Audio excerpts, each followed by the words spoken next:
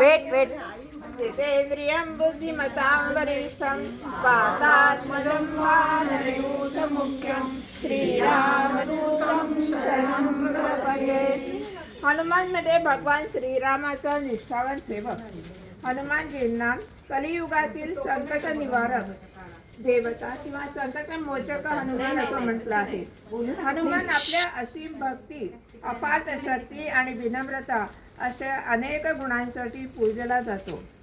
आज चैत्र पौर्णिमा हनुमान जयंती म्हणजे हनुमानाचा जन्मदिवस। हनुमान जन्माची कथा ही रामाच्या जन्माची निगडीत आहे। हनुमानाचे वडील केसरी आणि आई अंजनी हे वानर होते।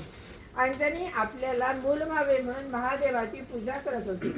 आपल्याला माहित आहे की दशरथाने पुत्रप्राप्तीसाठी पुत्रकामेची यज्ञ केला आणि त्यामध्ये मिळालेल्या पायस दानाने राम, लक्ष्मण, भरत, शत्रुघ्न ही 4 मुले झाली।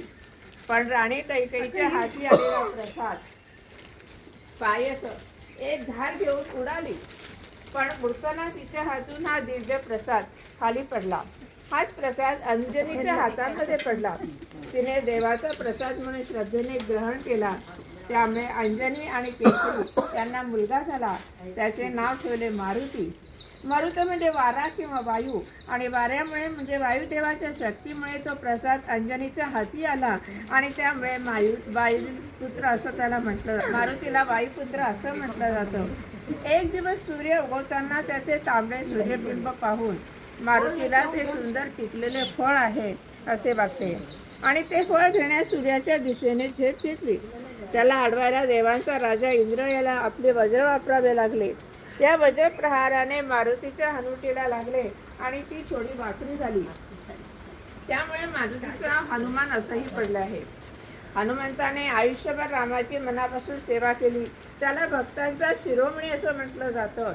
हनुमान चिरंजीव म्हणजे अमर आहे।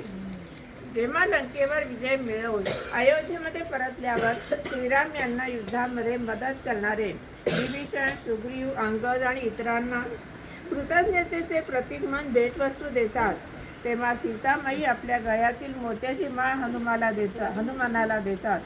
हनुमानजी रामाला प्रार्थना करतात की हे वीर श्रीरामा, जोपर्यंत या पृथ्वी तलावर रामाची कथा प्रचलित होत राहील तोपर्यंत माझ्या प्राणाने या देहामध्ये वास करावा।